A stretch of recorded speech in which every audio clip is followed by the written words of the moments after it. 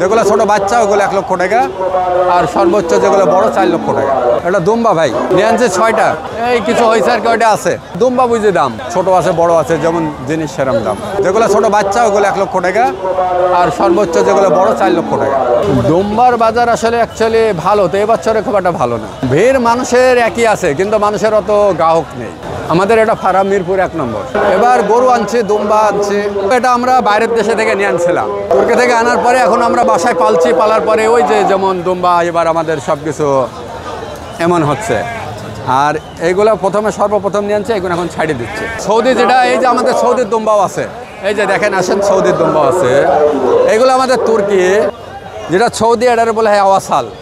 এটার একটু লেজ হয়, আর এই লেজের সাইডে গোসা একটু নামা হয়। আর জি, আর যেগুলো তুর্কি বাচ্চা, কিন্তু একেবারে বাচ্চা, দেখেন এটা হলো বল, যখন বড় হবে তখন এই যে এক্স্যাক্টলি এমন, এই যে বড় হইব, এটা হলো তুর্কি। সৌদি যেটা, এটা বলে হয় আওয়াসালের একটু হালকা লেজ হয়, কিন্তু নামা হয়। স্বাস্থ্যকর অল টাইম হানিকম, সব সময় অল টাইম হেলদি লাইফ। তুলনা সবই একই, দাম বেশি এমন বেশি না। যেহেতু তুর্কি যেতে হলে অনেক টাকা লাগে, 8 লক্ষ টাকা, সৌদি 4 লক্ষ টাকা, এখানে বিমানের খরচ কম, সেই হিসাবে এটা আমরা একটু কম রেটে ছাড়তে পারি। এখন বাজার তুলনায় যেরম হয় সেরম বিক্রি করতে হবে। এখন আমি যদি বলি 4 লক্ষ টাকা, এটা তো হবে না।